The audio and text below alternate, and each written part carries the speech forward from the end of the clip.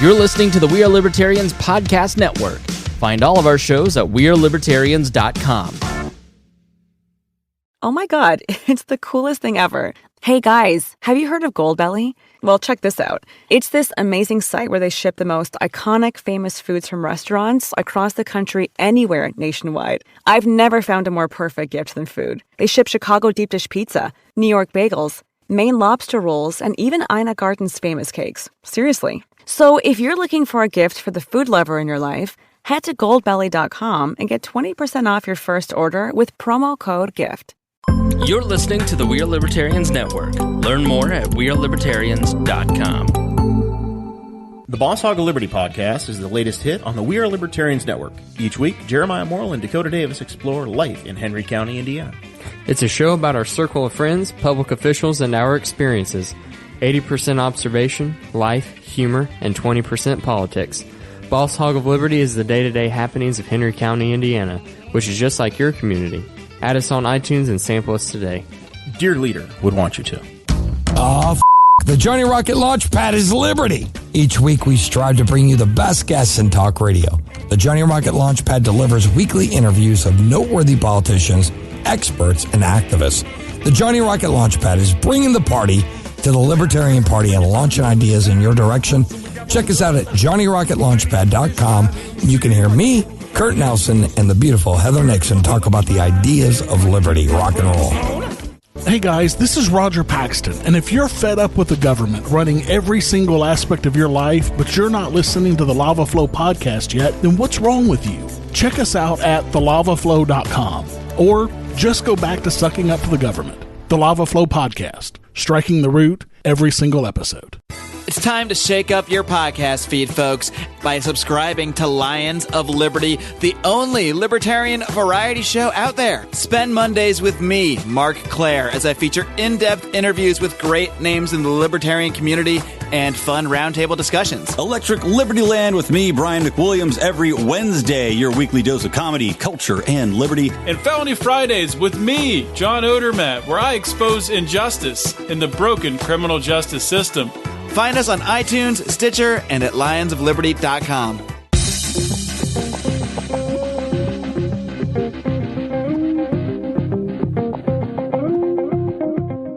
Welcome to We Are Libertarians. I'm your host, Chris Spangle. We bring you all of the irreverence modern politics deserves while putting people before political parties. We examine current events from a libertarian perspective with the goal of leaving you better informed.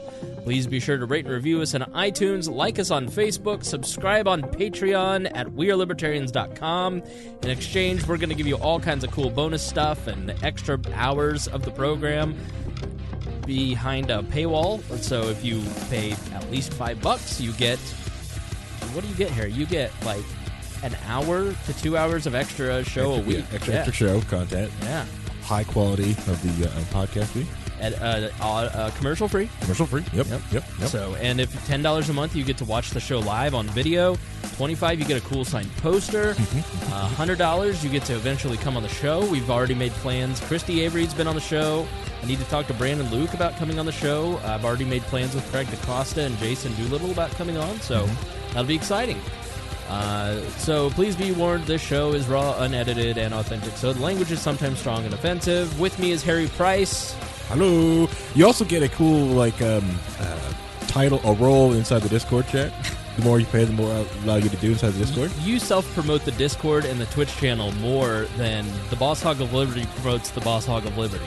You know, I'm learning. I'm learning everything. Yeah. Shameless self-promotion via the Abdul Hakim Shabazz School. Yeah. Just like, because like the $100 a month, I give you a kick and ban ability inside the Discord. Yeah, you get to block people. I wouldn't recommend it.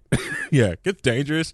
But, you know, that's ability, you know, I put up there to people who are really into the show, like big, you know, producers. I'll give them some weight to throw around the Discord. So we have a fun show for you tonight. Hopefully, I said, hey, we're not going to go real long tonight, which means it's going to be a 9-hour show. But I don't plan on being long-winded tonight. Got to save some for Thursday, everybody. When Creighton and Galt and I will be together, probably for the last time as Creighton moves to New York City. But tonight we're going to talk about the Nunes Memo. We're going to talk about Lady Doritos. We're going to talk about gerrymandering in front of the Supreme Court. But first, we need to talk about Liberty Hangout. All right, so late last week, you started seeing. I want to start with Libertarian Clickbait. I really like. It's not just Liberty Hangout, but because most of you have no idea what that is, but I'm going to enlighten you. So there's a lot of ways to do what I do, and there's a lot of ways to do libertarian media because libertarian media has no editorial standards. You're never going to get. Like Ben Swann's he's coming back, by the way. He partnered with Dashcoin and is relaunching his news network. Jason Stapleton, I think, does a really good job of breaking down the news, even though he does a really good job of deleting my comments in his Facebook group, but we'll talk with Jason about that later. And he also calls me Springle. Chris Springle of We Are Libertarians, which is funny. But I always love a shout-out from Jason. So Jason and I, we're kind of, I would say, in the world of libertarian is the libertarian movement, we're kind of the only guys doing straight news analysis. Mm-hmm. But there are a lot of people out there who have blogs and Facebook pages who do a lot of, news and really kind of a lot of clickbaity stuff. Like, I think the Libertarian Vindicator does a fairly decent job of taking news and applying it to a libertarian audience. There's this group of high school kids that have, I apologize, I think it's like 71 something. They've got a website, Jack News, which is founded by the people that ran the Gary Johnson campaign, which is why you always see a very pro Gary bent. And then which is okay. Yeah, But, like the Free Thought Project, we're starting to get into InfoWars territory. And then there's the Liberty Hangout, which is the scourge of all libertarian. Like, it's run by this kid named TJ. He's a college student and basically just pumps out pro-Trump stuff and says, I'm a libertarian, and then just repeats whatever, it's MAGA, left and right. Even in December, and I've put up a poll, if you want to check out on our Facebook page, a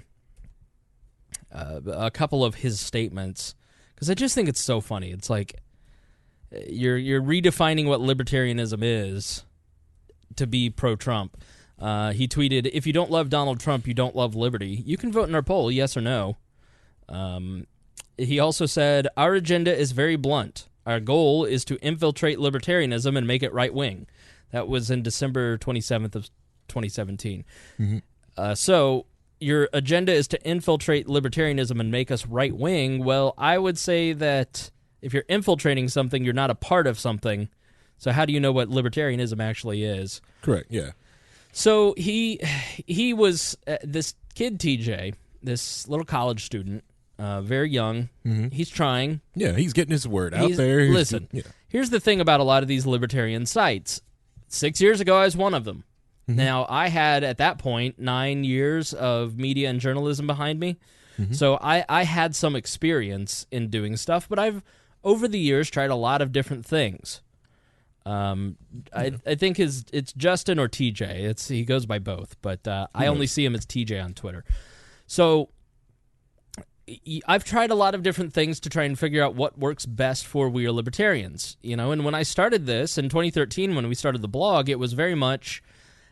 What am I?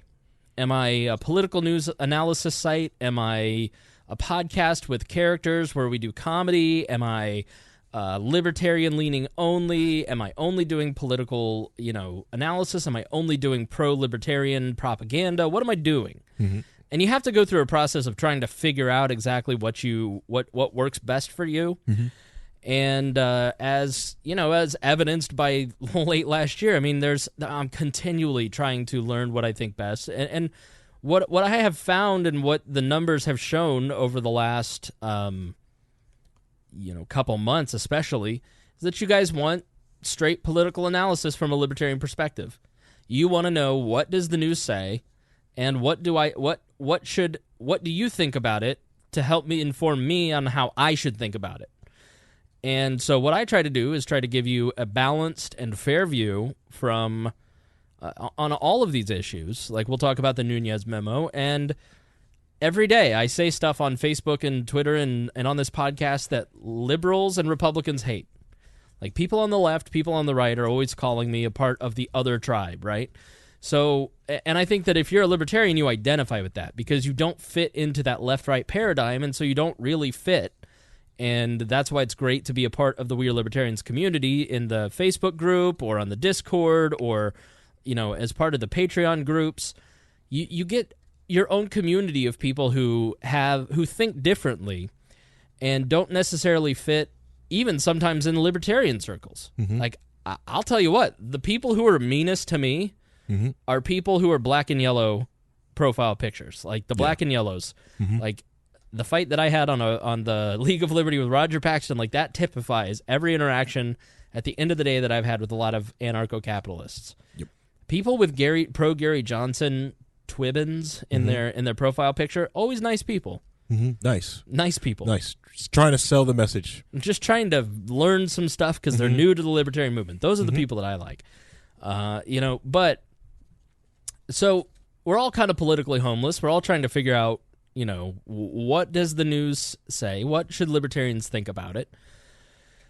And I find that there are a lot of people who are still trying to fill their oats, and some people are figuring out what works for them, and it's creating clickbait that gets headlines. And I think what you saw, as evidenced in that last episode, where, I basically said, okay, everybody is just saying that the Libertarian Party is not having Ron Paul come speak at the convention. I don't know a single libertarian on the planet that doesn't like Ron Paul.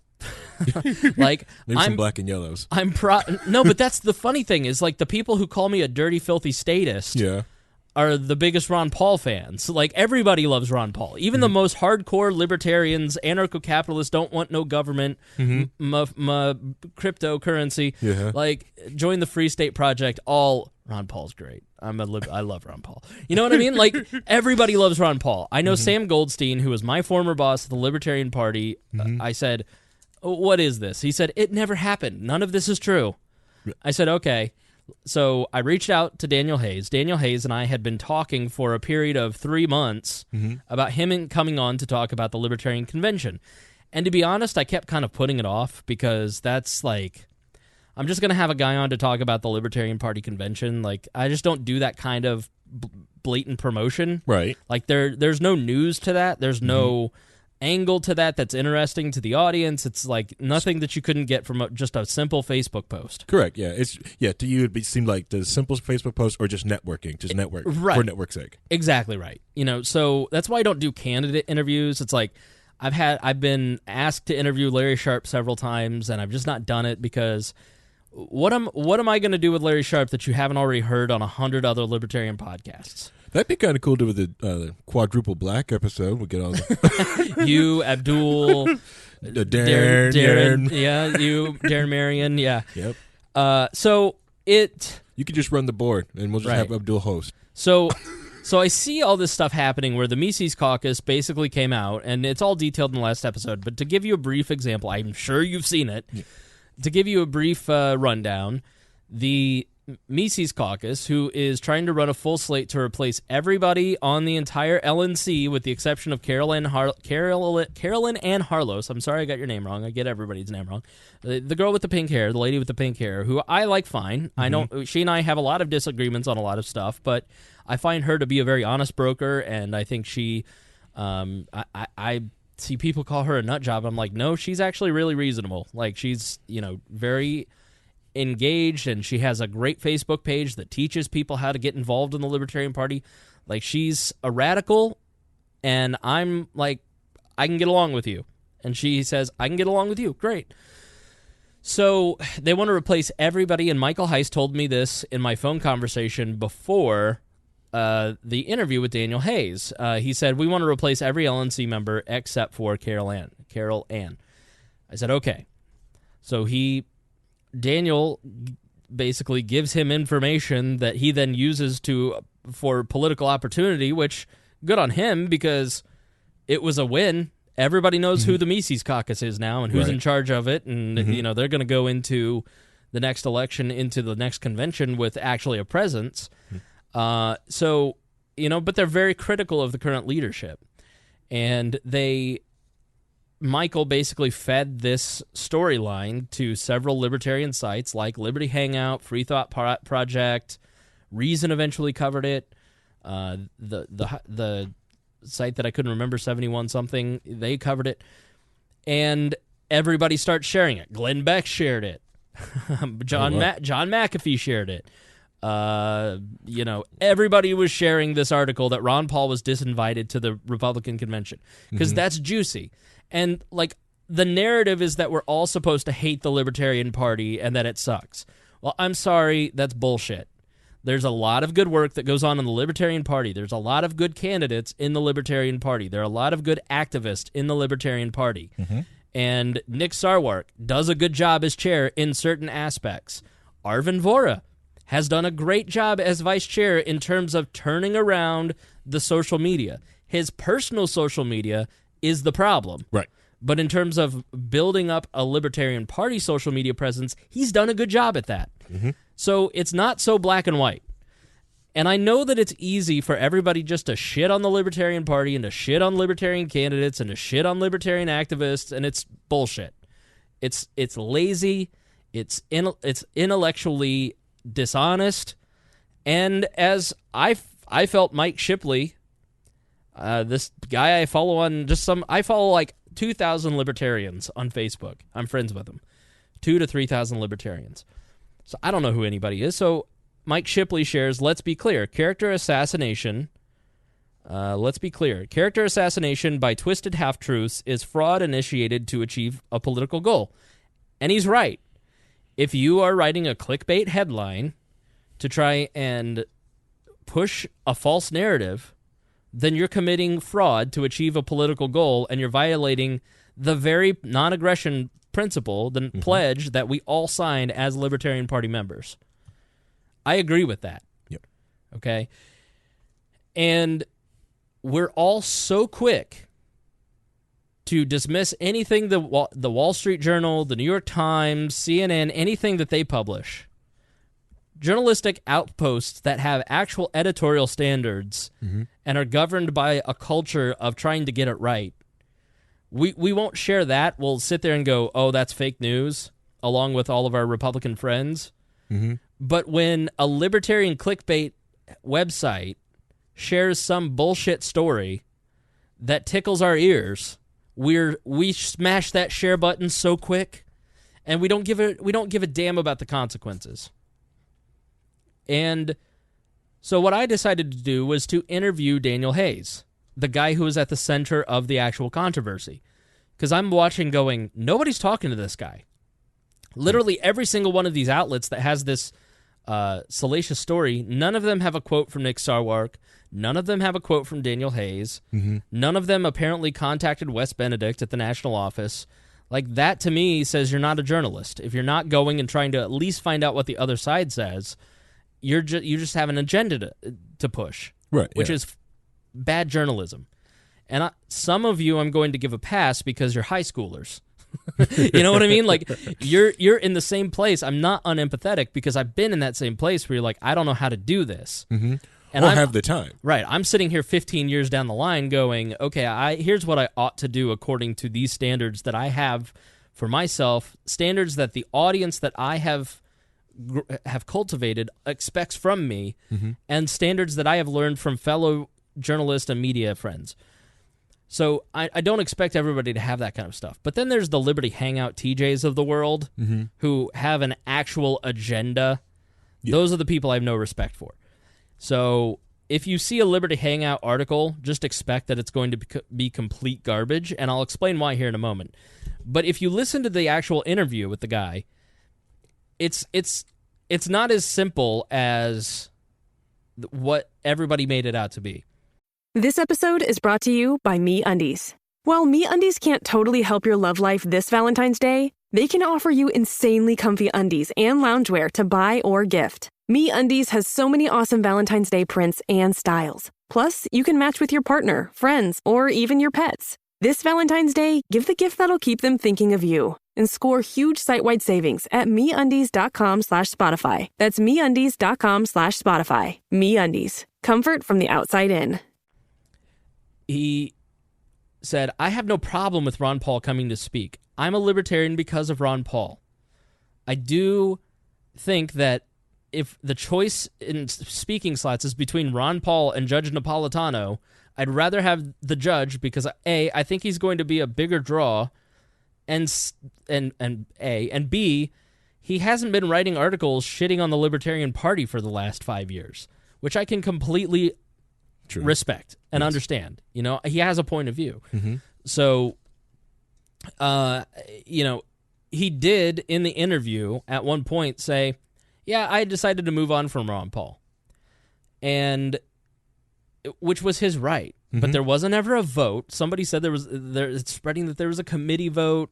There's not even a vote on the committee. And if you listen to the interview, it's just like I see every libertarian that I know on Facebook start sharing this story, you know, and I just go, are any of you taking 1 second to use your brains? No. Like Daniel Hayes, Sam Goldstein is not a Ron Paul fan in terms of, you know, he's a Republican and we've got to put libertarian candidates first. There's been a very uncomfortable tension between Ron Paul and the Libertarian Party for 10 years because A, Bob Barr is a piece of garbage and screwed Ron Paul over in 2008. And from then on, he just didn't want to support our candidates and actively like pushed people away from voting for Gary Johnson.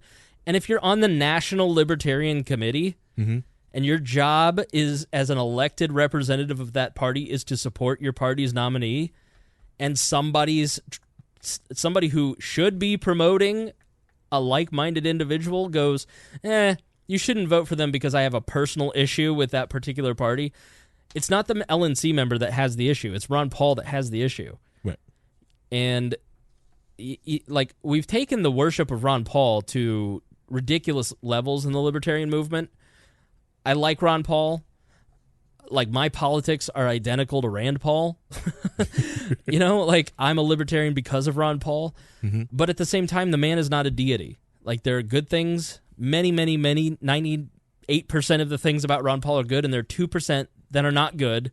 And we should be free to say, I disagree with him on this, without somebody going, you're not a libertarian.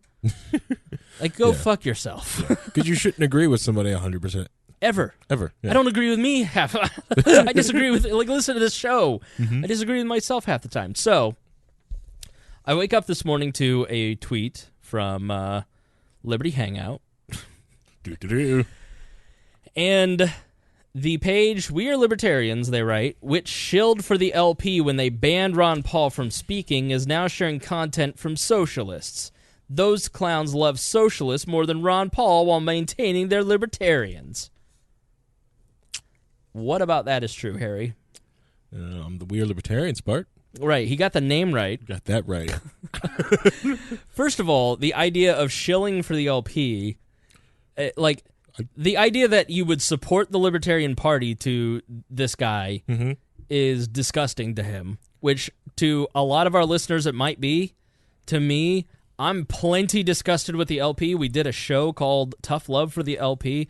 Like, I vote majority libertarian, but I wouldn't say I'm a shill for it. And you wouldn't shill for free either. Well, yeah, like if I did an interview with Daniel Hayes because I felt sorry for him because of the things that people like Liberty Hangout were doing.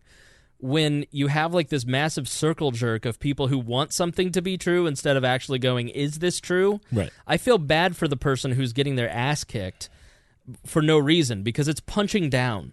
Like nobody would sit there and have a conversation with Daniel Hayes. And I think if you listen, my interview wasn't shilling. I was like pushing back on him going, so you said this earlier. Is this like, what did you mean by that? Like, did you go into the relationship with Michael Hayes with a chip on your shoulder? Like, and I don't think that Daniel Hayes came out of that interview smelling like a rose. No. I think there were parts of that interview where he made himself look bad. Well, if I were a shill, I would have edited that stuff out. I would have done a puff piece. I would have, I wouldn't have started the interview by reading the actual Mises Caucus article with the guy sitting right there listening to me trash him as I read the words of another person. And I just said to him, like, hey, I'm going to read this article that's very critical of you. I hope you're okay with that. And he said, no, that's fine. You know, I wasn't. If he had said no, I wouldn't want to do that. I would have done it anyways. You know what I mean? Like, cool, you can be on mute. Right. Then no, you don't get a chance to speak for yourself. You know what I mean? So, Ron Paul was never banned from speaking. So you're continuing to lie, and we're sharing content from socialists. That was true. I had no idea that Mike Shipley, he's on this is Lpedia, it looks like. Mike Shipley is a longtime libertarian activist and current secretary of the Arizona LP. He's into aerospace. He worked for Move On in 2006, advocacy for LGBT. Okay. In 2017, he also participated in founding the Libertarian Socialist Caucus, which gives voice to individualistic philosophies inspired by thinkers from minority-left libertarian traditions, which predate the modern LP. He also chaired the Reefer 2404 referendum campaign in Arizona. Now, Liberty Hangout, for their part, has tweeted out something along the lines of the libertarian movement stands for property rights and not gays, is the way that I'll put it. Clean that up, didn't you? But even if this guy is part of this, whatever the socialist socialist means government control. Like, I can understand that if you're a mutualist and like you think the end goal of libertarian, like the end of government equals communes. Yeah, I can understand. Like, my brain can process that, but like government force being used in a libertarian way, it's just not libertarian. So I just don't quite get that. But well, it could be like a voluntary system. Like, socialism would be fine if it was voluntary. People could leave as they wanted to. Right. People could opt in. It's fine. Cool. You can do that over there. You know, because they have private property rights. If they want to go out there, take over, I don't know, like a whole place in Wyoming and decide to make their little socialist haven, that's cool. Private property rights. So we love socialists more than Ron Paul. Well, our biggest interview was with Ron Paul, 113,000 downloads. I voted for Ron. Where you accosted him for an hour. I voted for Ron Paul in 2008. Did you? Yeah, in the primary. Oh. So you're morons.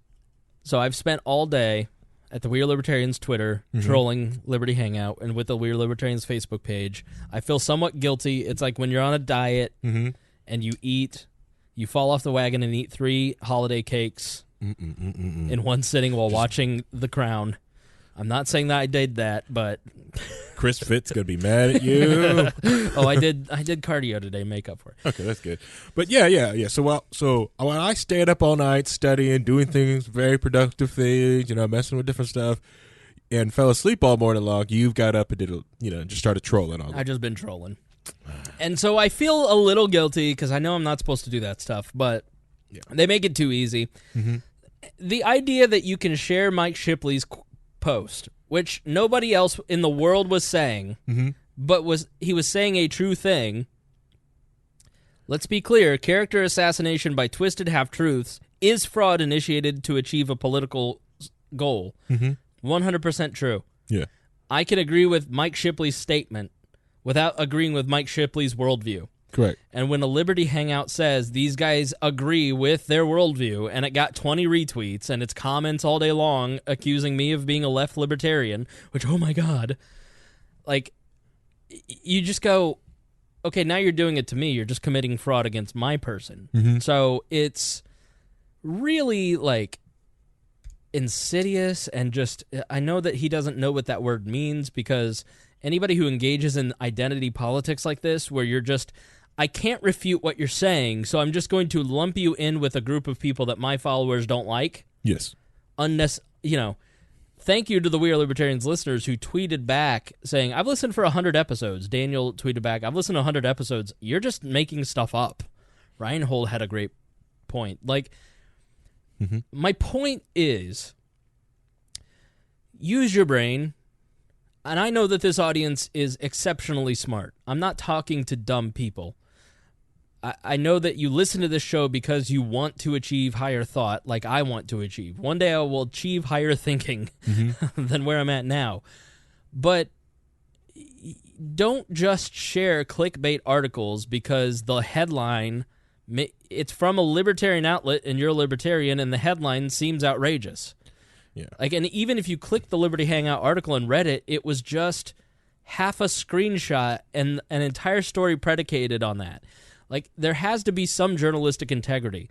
Part of my goal with the show is to get all of us, to get a group of libertarians thinking critically about the news, so we can identify problems within our movement and within American politics and our communities. And this is a huge problem. When I see a massive amount of libertarians sharing a clickbait article because, it's from a libertarian-leaning outlet, it must be true because they're on my team, that's identity politics. That is the worst of what we see in other parties. And we have to be better than that. And if we're not going to be better than that, then we all might as well just play video games and quit, and we'll just change the name of this to we are not doing this show anymore because there's no point if everybody's just going to be a fucking idiot. I know that's a long title. Super long title. Super long title. Shrink that down to that. Right. But that's my point, is use your brain. When I first came aware of this article, it was off of Carla, I'm going to butcher her last name, Carla Garrick, former... it's she's South African, so I'm going to butcher her last name. But for the Free Freezer Project. But anyways, she posted a meme of it because I think she read it, talked to some more people on it, but she was morally talking about, hey, if Ron Paul wants to go to a libertarian convention, he needs to sign up and be a part of the member of the Libertarian Party. Either you can join the team and you can speak, or you can not join the team and not speak. It's that's the way she saw it. It was very simple as that. Or so my first touch with this whole project was just from that one meme there, and I was like, what the heck is going on? It was like, why are people memeing Ron Paul? What did Ron Paul do? What did he say? Because with him being on the air all the time, okay, maybe he said something goofy, and it's like, was he asked to, did someone deny him the right to speak at the convention? And that's how I first got it. But just for the simple fact, someone said like, no, if you want to come speak at the convention, you should sign up to be a party member. Right. Okay. Which that's the other thing too. Is like, if you're going to come speak at the convention, shouldn't you be a party member? He is a party member. Is he? And Ron Paul and Nick Sarwark tweeted out like. Is he? Yeah, he is. He's a lifetime member. That's right. He joined in '87. He paid with a gold coin, and he did that video. And honestly, there's a little bit me watching that video going, I haven't seen Ron Paul speak in 5-6 years, and he's turned into Pat Robertson of the Libertarian movement. Okay. I'm sorry. Now I'm just being petty. I shouldn't be mad at Ron, but I am a little mad at Ron because Ron unnecessarily stoked the fire with that video. And it was pointless, and it was dishonest, and he shouldn't have done it. Hey, Ron Paul makes mistakes, and it shows you. And Chris Galt goes, who are you to criticize Ron Paul? And I go, the fact that you think I shouldn't criticize Ron Paul says we all should criticize Ron Paul more. Oh, yeah. You know what I mean? Like, which is my whole point. Like, I like Ron Paul. I agree with him a lot, but he's not libertarian deity status. Like, Jesus. You know how we have celebritarians? Yeah. We've achieved a level of deitarians. Ron Paul and Larry Sharp and Murray Rothbard. You just can't criticize any of these people because they're deitarians now. Excuse me? We don't do identity politics. We don't do cult of personality in the libertarian movement. Apparently we do. Because we're supposed to rise. We're not. Anyways. Personally, I remember I was listening to another podcast on the LRFM network. I can't remember the name of it. It happens after 10 o'clock. Sorry, I can't remember the name of your podcast. I'm sorry, dude. But and I commented in his chat room going hey, I just want Ron Paul just to retire from everything, move into Keene next door to Ian. I think those two sitting on a porch talking, that'd be the best show ever. That's all I want. Ron Paul should keep doing his show. He's doing a good job. I just think he should, just retire, get some tea, sit on the porch with Ian, and just talk. All right. He's done. He just needs to stop, retire. He should keep doing his show. And if he doesn't want to, then send us his studio. All right. Thank you for listening to my rant. I just have been stewing all weekend long over this, and I'm very annoyed at libertarians right now. So I had to get it off my chest. The memo was released. So we did the show, and at the end of the last show, we kind of touched on the memo and the meaning and gave you some context. What did I say we were doing next? You had to stop arguing on social media, which I thought would be a great segue. It would have been a great segue had I done it that way, but now we're going to the memo. I'll get to that later. That's why I got to print that off and follow it. Now, see, I'm worried about this ear zit. Why are you worried about it in your zit? Because my friend told me last week about this Chinese zit map, and apparently, like, if it's on your chin, it's hormones. If it's like around your eye, it's like something in it. If you get zits in a certain place, then that's like that part of the body is failing. And I keep getting them on my ears, which is kidneys. And I've been drinking nothing but cranberry juice ever since because I'm worried about my kidneys now unnecessarily. And I put on my headphones tonight, and I got a pain, and now I have ear acne. So I'm pretty sure I'm dying. I don't think you aggressively hydrate all the time. All the time. Gallon and a half a day, easy. So your kidneys are incredibly flush. You don't have to worry about kidney stones, stuff like that.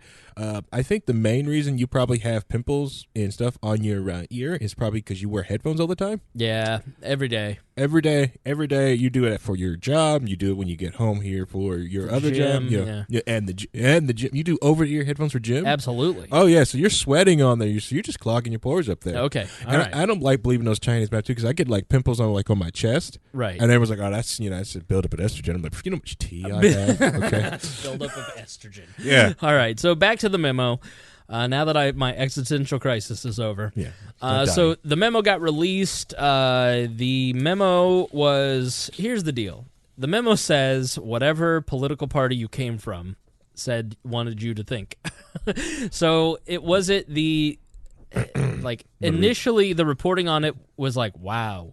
But the more you kind of sit and think about it, you go, okay, this wasn't as much of the bombshell as you thought it was going to be. And as we go through this, I'll explain why. So the FBI and DOJ obtained one initial FISA warrant targeting Carter Page. Well, here's the thing. This memo comes from a House Republican, and we're going to detail where he got some of his information. But Devin Nunes is part of an oversight committee of the DOJ FBI. And Trey Gowdy was the one that went in and actually read the FISA memo because only one House member could go in and read it. So Devin Nunes didn't even actually read the FISA memo. So he and his staff and Trey Gowdy put together this memo. And what you have to understand is it's a partisan memo. It's partisans who are very close to the White House wrote this memo. And so is it gospel? No, anything that is hyper-partisan is not gospel. Now the Democrats and Adam Schiff have a memo of their own, and then there's supposedly a third memo, and now we're just stuck in memo land. And the truth is the FISA warrant that surrounds all of this, Trump could just release it, and we could all read for ourselves. But this is an interesting moment where you have the House Oversight Committee basically leaking classified information, Edward Snowden style. They're getting approval from the president because, remember, when you take the oath of office, you're granted special magical powers that give you the ability to do things that Edward Snowden didn't have the ability to do. And the memo was cleared by the White House, and this one particular section allowed them to release it. So this is from Byron York in the Washington Examiner. House Intelligence Memo released what it says. He got an advanced copy along with Fox News, but it was the best summation of what was in it. The House Intelligence Committee released the memo. Here are the key points. The Steele dossier. Now, remember, the Steele dossier is the P-Gate doc. Like, remember the thing that was released in BuzzFeed and CNN put it out to way back in January of last year? And it was, documenting by this British spy, Christopher Steele, who worked for the MI6, the British CIA, essentially, and he worked as a Russian intelligence analyst, and he now went to work. He just hoards out his services, basically his expertise to put together dossiers. So Steele worked with this company called Fusion GPS. Now, Fusion GPS was hired. Fusion GPS is formed by former Wall Street Journal reporters, and they do opposition research. And so you hire this firm, and they go and dig up dirt on you or your opponent. And this blog, one blog in Washington, D.C., I don't think it was the Examiner, but the Free Beacon. The Free Beacon hired them to do oppo research on all the Republican candidates, and when Trump got the nomination, they stopped funding it. Then Hillary, through a law firm, Coy Perkins, hired Fusion GPS to continue doing all of the research. Now, so Fusion GPS then hires this British spy, Christopher Steele, to put together this research. And he is paid through Clinton money. Now, he eventually ends up having a conversation with Bruce Orr at the DOJ. Bruce Orr is the number 4 man at the DOJ. Bruce Orr's wife, I think it's Nancy Orr was her name, worked for Fusion GPS. So you have Steele meeting with, I think he met with Andrew McCabe. At one point, he met with Bruce Orr at the DOJ and the FBI, and he was working for Bruce Orr's wife at Fusion GPS as they put together this dossier. So you've got some weird tangential connections, a lot of, what I really think about the whole Russian thing on both sides, when it comes to the Clinton Foundation, when it comes to the Trump-Russian stuff, when it comes to what we're learning about the DOJ and the FBI, what you are seeing for the first time is how American politics actually works. That's what should freak you out. It isn't a partisan thing because it's happening on all sides, right? This is how American politics works. You're dealing with a very small group of people who live in the same worlds, and they have a certain set of groupthink, and that's the problem. Yeah. And they like to hire their wives, their cousins, their friends, and family members. So, like, when people outside of it, you freak out. Like, I think somebody, like, at Ron Paul's like, look how much he paid his family members. It's like, well, yeah, who can you really trust when you're that, that high up? Or if you... you're gonna. How many people have gotten their family members in jobs of companies that they do business with? Like, hey, I sold this company 50 tons of salt. Can you pick up my cousin? Right. Yeah. Thanks, salt company. So bring up salt because the Discord we dish out the salt. So here's what is in this memo. So the Steele dossier gets floated around Washington D.C. for a long time. John McCain finally gets a copy of it, and he gives it to the FBI. Little does he know that they've been participating in the putting together of this dossier, but he's very troubled by it. So McCain takes it to Andrew McCabe at the FBI and gives a copy to Comey, and you'll see how small the circle is. So the Steele dossier formed an essential part of the initial and all 3 renewal FISA applications against Carter Page. Now, Carter Page is a person who... Let me just jump to who is Carter Page. So this is from a Vox article called The 9 Biggest Questions About the Nunes Memo Answered, which I thought was a very good breakdown. And obviously, being a Republican memo, I wanted to go to Vox, which is a left-leaning site, and see what they had to say. And so here's what they say about Carter Page. If I can find my place. Shuffle the papers more, that helps. Should I say duddle up while I do this? All right. Man, I'm just a mess. See, so you talk. You can use the Trello board, so when you want to jump to different things like that, you can tell it to click and do different... Shut up, Harry. All right, so number 2, what does the Nunes memo allege? Memo focuses on Carter Page, a Trump campaign foreign policy advisor with business ties to Russia and open sympathies with the Kremlin's foreign policy. The key allegation is that the surveillance of Page was improperly authorized and potentially politically motivated. In July 2016, while advising the Trump campaign, Page flew to Moscow and met with Russian officials. This raised eyebrows among U.S. intelligence officers, to say the least. So the FBI and DOJ put together an application to the Foreign Intelligence Surveillance Act, FISA court, a court that approves surveillance warrants pertaining to national security and foreign intelligence to start watching Page. The court granted the application.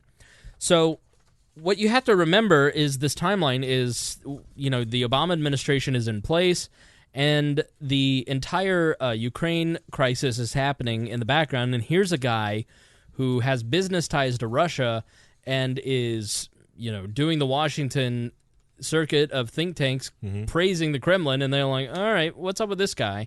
And then he gets attached to the presidential campaign of Donald Trump. So Andrew McCabe confirmed now 3 renewals because each renewal is only for 90 days, right? So they're sunsetted at 90 days, and if you want another FISA warrant to monitor the communications of a person, you have to go back and get another warrant.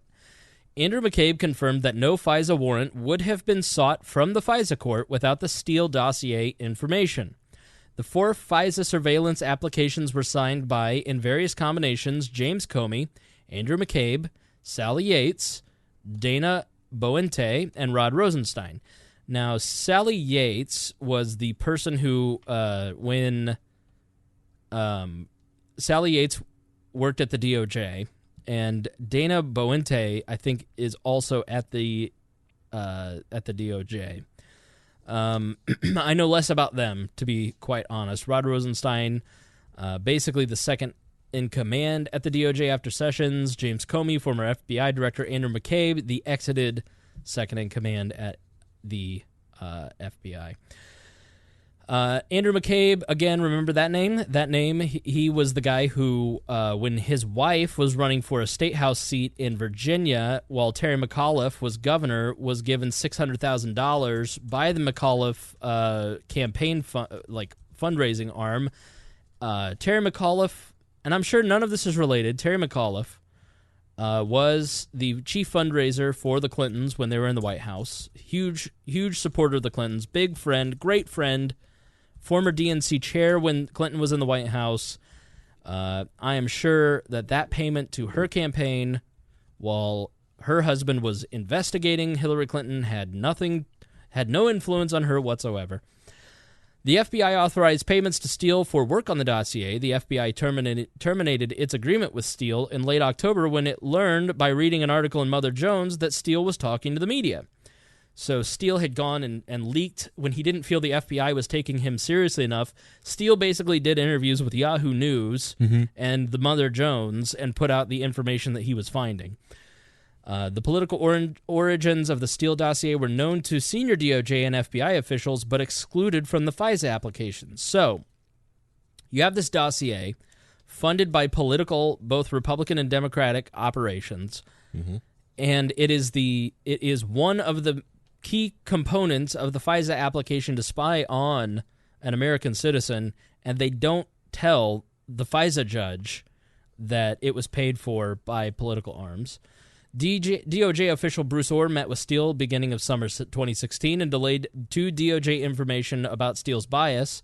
Steele told Orr that he, Steele, was desperate that Donald Trump not get elected president and was passionate about him not becoming president. So the guy who wrote the memo that put together this opposition research was, quote-unquote, desperate that Donald Trump not get elected president and passionate about him not becoming president. Ooh, that's a dangerous combination. And he told that to the head of the Department of Justice. Or not the head, the number 4 man at the Department of Justice in charge of this. The FBI and Justice Department mounted a months-long effort to keep the information outlined in the memo out of the House Intelligence Committee's hands. Only the threat of contempt charges and other forms of pressure forced FBI and Justice to give up the material. Once Intelligence Committee leaders and staff compiled some of that information into the memo, the FBI and Justice Department, supported by Capitol Hill Democrats, mounted a ferocious campaign of opposition, saying the release of the memo would endanger national security and the rule of law. So they said a lot of really stupid stuff, like, Adam Schiff is still going out and saying no one will ever share information about domestic terrorists because they feel that if they give their information to FBI, then it'll just hit the House and the House will leak it and it will be politicized. And it's just patently ridiculous. Correct. And any Democrat that said that this would endanger national security is an idiot because nothing in here is anything that we already didn't suspect and really kind of didn't know, except for the fact that the Steele dossier was an essential part of the initial and all 3 renewal of the FISA applications. Carter Page is the first American that we know of to be targeted by FISA. Secret court. While he's a secret court, while he's probably still being targeted. So right. Now, he doesn't have the right to go to the FISA court and give counterintelligence. That's the part about this that is so egregious. Carter Page is under investigation and he's not notified that he's under investigation. He has no defense in this court to say none of these allegations are true. This Christopher Steele guy, upon discovery, it would be found out that he told a government official that he was passionate about Donald Trump not being president. There's no defense that Carter Page has to give in the FISA court because he didn't know any of this was happening. Right, yeah. And it goes for 90 days, and then they can renew it. But, of course, in that 90 days' time, they have to find something else new. But with that type of warrant, wiretapping, everything, they're going to find something to keep it going. So that's what we're looking at. It's not the sum total. Yeah, and using a spy apparatus, which everyone has always feared being targeted and sent to U.S. citizens for the small, crappy offenses, is being shown like, hey, it probably is happening more than we like to admit. So that's the gist. All right, so let's dive a little deeper in with this Vox article. Because, especially how weak sauce it was to have it to go after him. Right. It's kind of weak. So who is Devin Nunes? Devin Nunes is the chair of the House Intelligence Committee and a longtime Trump ally. He served on the transition team after the election and defended Michael Flynn. Let's see. Aaron Blake, The Washington Post, wrote, Nunes seems to go out of its way to defend Trump in a way few others did. Let's see. Basically, when Trump said that Trump Tower was... Here's the hilarity of Vox. Listen to this paragraph. In the context of the conversation that we're having, listen to this paragraph. Perhaps the clearest example arose after Trump tweeted in March that President Obama had wiretapped Trump Tower during the 2016 presidential campaign. The heads of both the NSA and the FBI categorically denied that any such wiretapping had occurred, but Nunes quickly came to Trump's defense, holding a press conference and saying that the intelligence community incidentally collected information about U.S. citizens involving the Trump transition. They are positioning Devin Nunes as a moron for saying the intelligence community incidentally collected information about U.S. citizens involved in the Trump transition. He's right. He's not a moron. Your article that you're writing proves that he was right. Yes, Donald Trump said wiretapping. That is different than what happened to Carter Page. Sort of. But Donald Trump doesn't have the sophistication to know the difference. Yeah. These people. And it goes to show more that Donald Trump's still stuck in the 80s. But yeah. Right. I don't... as much as, I don't want to be... I just look at it and I go, I don't want to praise Republicans because I don't like Republicans. But these people make me look at Republicans and feel sorry for them. Right. This article is basically saying Devin Nunes was right and you're writing he's wrong. It's just, it's doublespeak. Oh, it's so frustrating. So we covered what the memo alleges. Well, it's probably gonna be like that for another year and a half, as all these leftists pieces, their organizations they've been unchecked for 8 years. So right, yeah. Julian Sanchez, an expert in surveillance at the Libertarian Cato Institute, writes, If this is their evidence of worse than Watergate, it's thin. This reads like something you'd put together to sound scandalous to someone who isn't going to parse it closely. And on that, I agree. That's why I'm not blown away by this, because this is all kind of stuff that we knew, and it just makes you go, okay, what's up with Carter Page? Because Carter Page was being surveilled as far back as 2013 when Donald Trump wasn't running for president. So if the Republicans and conservatives are going to pin this conspiracy on Carter Page being an honest guy, that's probably not a good case for you to make. Right. To be quite honest. Man, yeah, it does make you wonder. Yeah, exactly. Because here's what for me what it comes down to is that there's problems at the DOJ. There's problems with all of this, and all of this needs to be looked into. But remember, our rule of thumb when it comes to conspiracies is never attribute to intelligence what stupidity will actually cure. We as libertarians are so quick to jump on this is a government conspiracy bandwagon. This doesn't necessarily say that they were out to get Trump. The very words of Peter Strzok when he texted out saying, there's not much there in this investigation. I don't know what Mueller's... He basically said, I don't know what Mueller is going to get out of this because there doesn't seem like there's a case here. Mm-hmm. So there isn't a follow-up text that says, we should manufacture that evidence. Yeah. They didn't say that. What he's basically saying is we shouldn't even bother with this. So you look at it and you go, there's some serious issues with a lot of this. Mm-hmm. I wanted them to look into the Russia thing to make sure that there was no collusion between Trump and Russia. There wasn't. I'm convinced at this point that they were too incompetent to collude with Russia. Yeah. It is true that Russia hacked the DNC and gave that information to WikiLeaks to help keep Hillary Clinton out of the White House.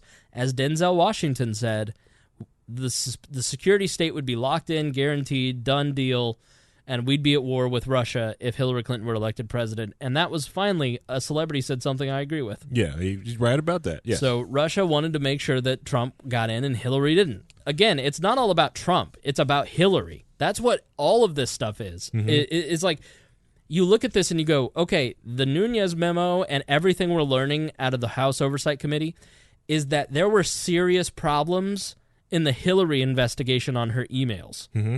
In that she got to bring a lawyer with her, and she wasn't sworn in, and have a nice day, Mrs. Clinton. I know that you and Huma lied to us, but we're not going to charge you. And we're going to change the language so, you can continue to run for president because we think you're going to win, and we want to keep our phony baloney jobs. And then she has the audacity to blame Comey in her book for her losing when it's like, it was your fault in the beginning for not following the law and protecting American secrets with your servers. She shouldn't have won the primary. Petraeus has a misdemeanor and probably a felony, if I remember correctly, for leaking national secrets in the same way. He leaked national secrets to the woman he was having sex with. He got charged. Mm-hmm. He went to court. Hillary Clinton didn't.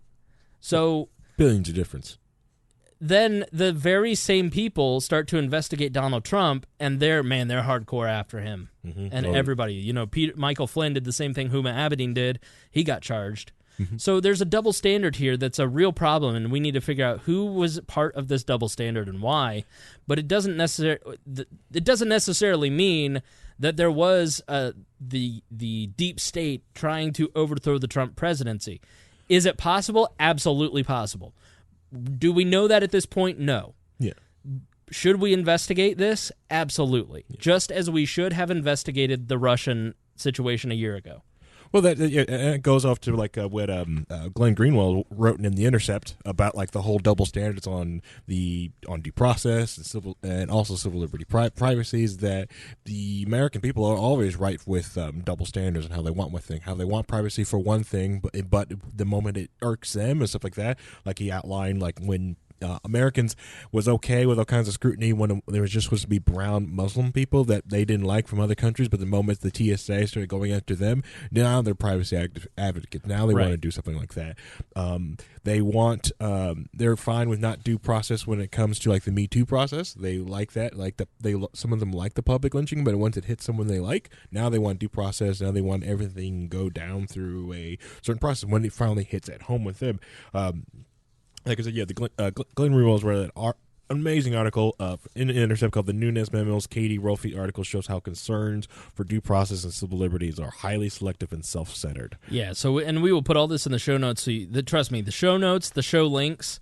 Yeah. Oh, there's going to be so many. Too many. Mm-hmm. I'm gonna spend an hour tomorrow just clicking the link button. Okay, so why did House Republicans want to release this memo? Republicans said it's because it outlines surveillance abuses the American people needed to know about. Let's have a great debate about its consequences and the opportunity it presents to make things better so these things never happen again, Rep. Matt Gaetz said in January 30th. But experts on the FISA system, even civil libertarians critical of the way law enforcement uses it, notes that these Republicans aren't promising any changes to how FISA works or even suggesting that the system in general needs to reform to stop any future abuses. There's a conspicuous lack of interest in drawing any policy conclusions from what they purportedly consider a major institutional scandal. In fact, the 12 people on the committee, the Republicans on the committee, all voted to renew Section 702, not even a month ago. So they're at least they're consistent. Right. They're consistently partisan is what they are. Yeah. So yeah, this is there's some smoke here, but it isn't the slam dunk that the 2 weeks of teasing. And listen, Devin Nunes, PR genius. He went to every single conservative media outlet, big personality, got them to start the release of the memo hashtag, build a lot of anticipation for this memo. It was like the Super Bowl the day that it got released. It was bigger than the jerk when the phone books arrived. The phone books are here. The phone books are here. Like he did a great job. Not Memo 2 with the Democrats. Adam Schiff not going to be able to sell it like Devin Nunes, but it certainly was not the big smoking gun that we all thought it might be. Yeah. Well, it's never is really especially if they hype it up like that. Usually, the smoking guns will get released on a Friday night quietly, right? Because kings don't kill kings. Yeah. So let's dive in and talk about Carter Page a little bit, because you're going to hear that name a lot from here on out. And let me say before we jump into Carter, the Mueller investigation. Some say that this was about hurting the Mueller investigation. Nothing in this memo was Mueller had nothing to do with any of this. It's not going mentioned. Nah, I don't remember. But it was mostly about it was mostly about FISA collection. Yeah. And that's why it seems disingenuous, is that if your goal is to fight the security state and then you offer no solutions on fixing the security state, and 30 days ago you voted to keep it the way that it is, and like Section 702 wasn't used for this particular instance, but it's part of the same system that they would use. It just seems disingenuous and political and hyper-partisan. But the Mueller investigation was not even really a part of this. None of this happened when Mueller was even appointed. Mueller was working at a law firm when all this was going on. And, I will say this. Mueller, out of all of these characters, he seems to be the only decent one. Like, if there is such a thing as a decent member of the quote-unquote deep state, yeah, Robert Mueller might be it. He seems like a very honest man, and by all accounts, left, right, center, everybody seems to say Robert Mueller is an upstanding guy. Former head of the FBI during the Iraq War, so obviously libertarians would have a problem with his judgment. Which is okay. Right. And, when things cropped up, like the text messages, he promptly fired people. Right. So his personal conduct, the only way that Robert Mueller can get fired is if Rod Rosenstein fires him. And Rod Rosenstein is not going to fire him because he's given him no cause to fire him. So, yeah. You were about to say something? I was just going to say, like, the whole document's losing thing on that, and I think the great thing about it, that heads did roll. If heads didn't, that'd be an issue. That's the issue. Right. That shows that someone found a cover up and rolled heads, or found like either you're covering something up or you're just too incompetent to keep on board. Right. So you have, out of 50,000 text messages over 6 months between two people, we've presented the smoking gun evidence to you where, we need to do something, the secret society joke. Like, you think there'd be more planning, but if there, certainly is a lot of, probably hentai being passed around between the two of these. Correct, yes, because they had an affair, so there's probably a lot of nudie pics. Absolutely. It's probably a sexting weekend, because I can shoot out like 10,000 sexting photos quickly. So, but I think, in my mind, you look at it and you go, okay, did this small group of people within the DOJ with a lot of power, did they try to overthrow the Trump election? I don't think so, but I sure as heck think that we ought to investigate and find out. Because I'm not sure. I don't think anybody else is sure. And if they did do it, it's very, very bad if they did. Right, yes. So, but in all of this stuff that just keeps coming out about all this, it has the appearance of being nefarious. And you can take one little thing, just like Liberty Hangout did to us today. You can take one little thing, and you can write a clickbait story, and you can make it look nefarious, and you can blow it up into a bigger deal than it really is. And people will believe you. But when it just kind of is a consistent drip of things happening, I'm starting to look at it and go, I want to know. I think everybody else should want to know, and I think that if you're going to apply the standard of, well, there's flimsy evidence that Trump colluded with the Russians, but we got to get to the bottom of it, then if you're an intellectually honest person and you don't want to be hypocritical, you should say, I think there's something here, and maybe we should take a look at this too. So what's the problem with having some transparency? Absolutely nothing. Because when most Americans are looking at this going, they got Iraq wrong, they have lied to Congress about what they can and can't do. Several different times. And now this is all going on. I don't necessarily trust the Bureau. I don't trust the CIA. I don't trust the NSA. I think that it's important for our republic, for our democracy, for us to take a look at this and see what's going on, root out bad actors if there are some. It seems perfectly reasonable to me. Oh, yeah. Root out the bad actors, and there's also a good way to segue to get people into, like, even thinking about different things about liberty. That person that just has probably never ever thought about that's been hardcore Dem or hardcore Republican, this is the good way to show them, like, hey, maybe the state has too much power in this aspect. Yep. And I think that's an investigation would be a great way to start that conversation. So Carter Page was the first name when on March 21st, 2016. You remember when we talked about this, I even remember, when I was really just flailing against Trump in March, April of 2016. I was like, I just don't think this guy, he basically turned out to be, I was right. And I just remember, like, this story popping up, like, everybody collectively went, who's advising this guy on foreign policy? Because we know he knows nothing. And that story started to build, and he listed off a few names, and the first name that he listed off on March 21st was Carter Page. He listed George Papadopoulos. I remember Greg reading the names and going, yeah, he's got a great team. This Carter Page, like, I didn't pull the audio, but I bet if you go back and listen, he mentions it's Carter Page. Carter Page, Ph.D. Explains why he was watched from 2013. If you're studying a lot of foreign policy and stuff like that, yeah, you've got it. Your IP address is hitting a lot of bad sites. So Bloomberg did a profile on Page. Page had a whole lot of experience doing business in Russia, and this is from the Vox article, Carter Page, the star of the Nunes Memo, explained. The Vox continues.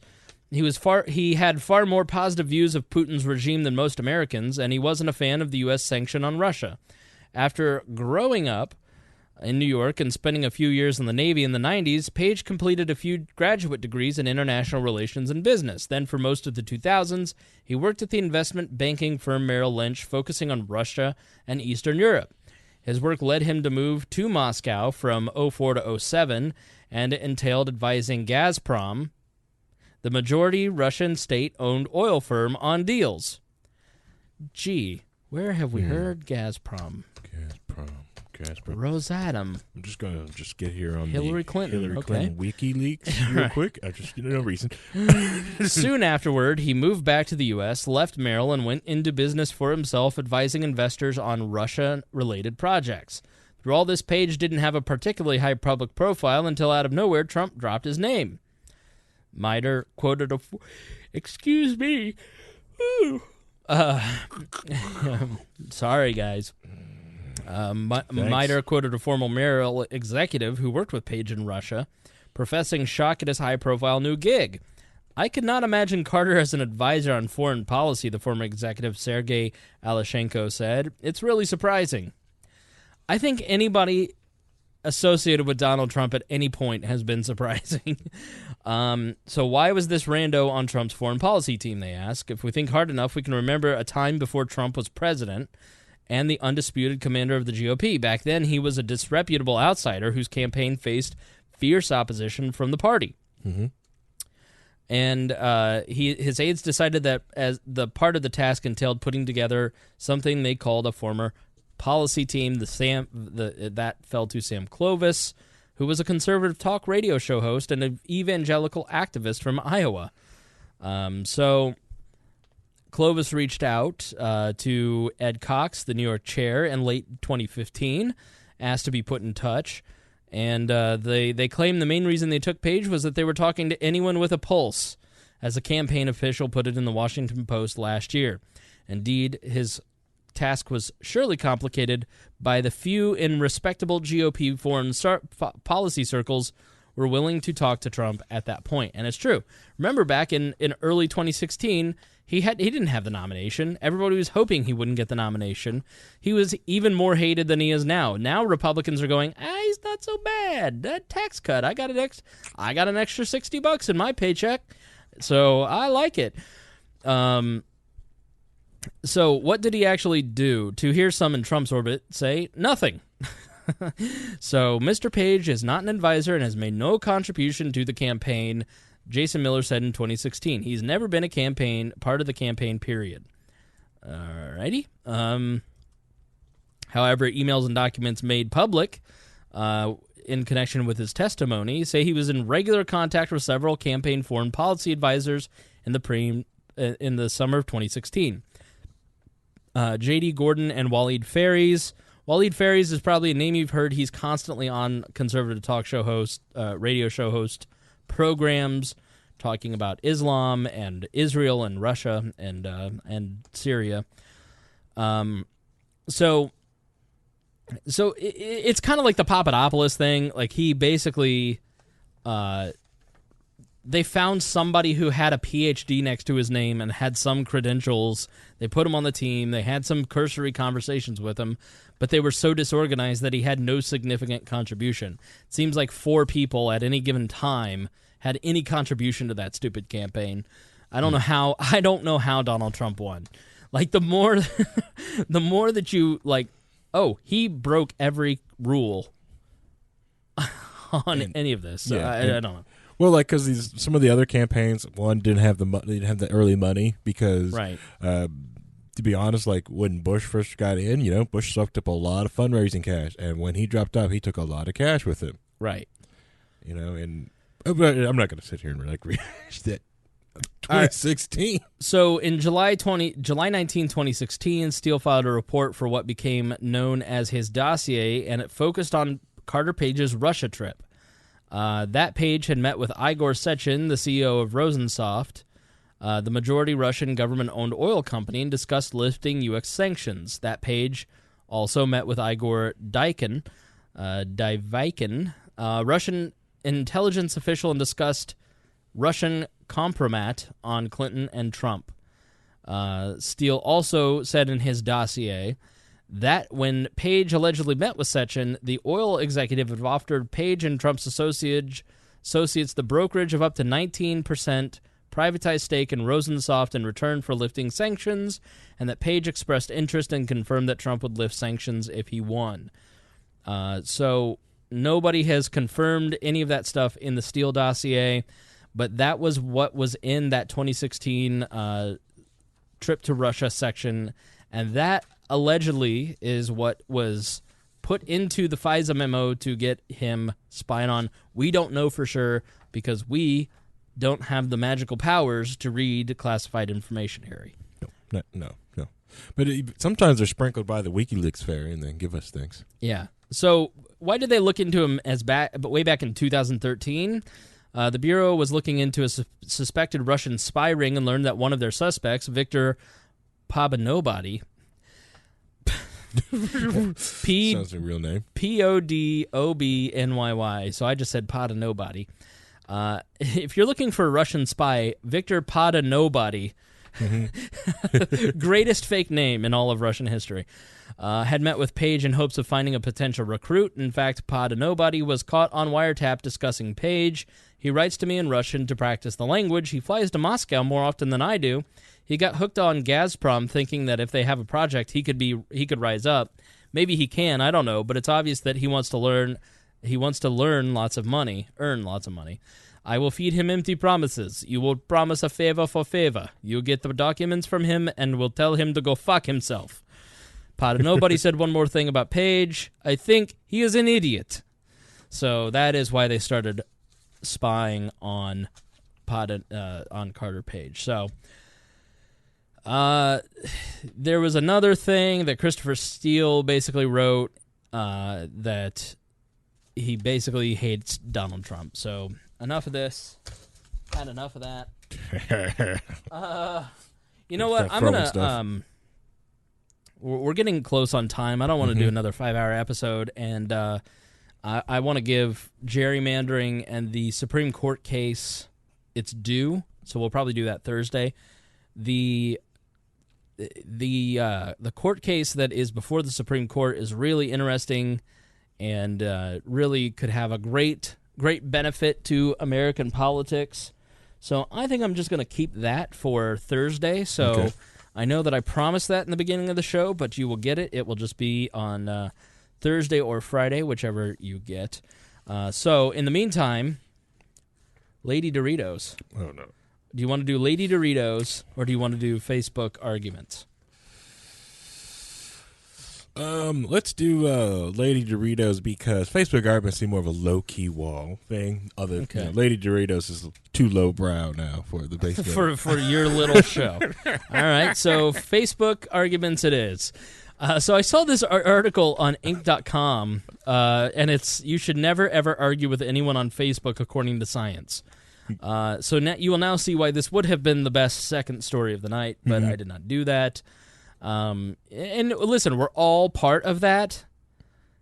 We just, we love it. We love arguing politics with people. It's in our DNA as libertarians. Oh, yeah. It's what we like doing. Right. So, especially with other libertarians. They write, there's a simple reason this happens. It turns out we respond very differently to what people write than to what they say, even if those things are exactly the same.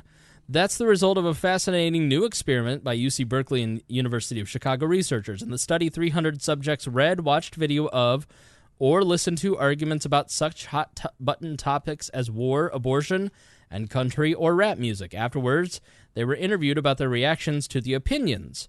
The general response was probably very familiar to anyone who's ever discussed politics, a broad belief that people who don't agree with you are either too stupid or uncaring to know better. But there was a distinct difference between those who had watched or listened to someone speak the words out loud and those who had read the identical words as text. Those who had listened or watched someone say the words were less likely to dismiss the speaker as uninformed or heartless than they were just reading the commenter's words. So I think that's really fascinating. So the research suggests the best way for people to disagree with one another or to work out their differences and arrive at a better understanding or compromise is by talking to one another, as people used to do at town hall meetings or over the dinner table. But now we've taken all this stuff to social media, text messages, and spoken word is increasingly uncommon. Then they talk about the Russians. Give me a fucking break. So, to begin with, you should make a persuasive case for your political opinion or proposed actions. You're better off by doing a short video. So, I think that's a really interesting idea. So, if you are trying to make a political point, don't do it in written word, because people can assign their own cadences and biases to the way that it would sound in their head. But if you make a video, let's say you want to do a Facebook status. Yeah. Turn your phone on, turn on the video camera, turn it around, do a quick selfie video, and do it that way instead of writing it out. Maybe that's why Snapchat is where most people like to communicate on. I don't know. I don't do any politics on Snapchat. It's kind of weird. And I'm like one of the most political people any of you know. Like, I just don't, I don't know, because it's less it's just more personal, and you don't want to get your peanut butter in your chocolate and your chocolate in your peanut butter. Okay, Snapchat's not personal for me. I get people on there really. I feel like leaving the wall group because you guys take up a lot of time on my Snapchat. It teats up, but I usually get people. I don't get arguments about politics. I'm sorry we annoyed you with our friendship. I know.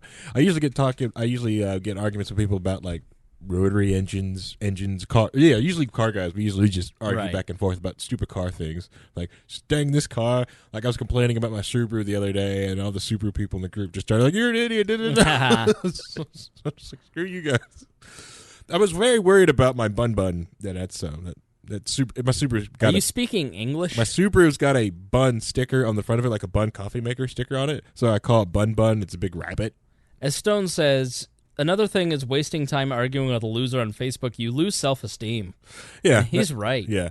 Because when someone can post a Facebook status, they can mean no like harm by it, but you can sit there and go like, screw this jerk. He's talking about me. Yeah. He was not even talking about you. You're not in the same, but you took it. You saw those boots. They the same size, fit your mindset at that time. You took them and marched right in there and started arguing. And it's a weird thing, and I'm just thinking about this. He did a whole skit about that too. When I think about it, people are so nice.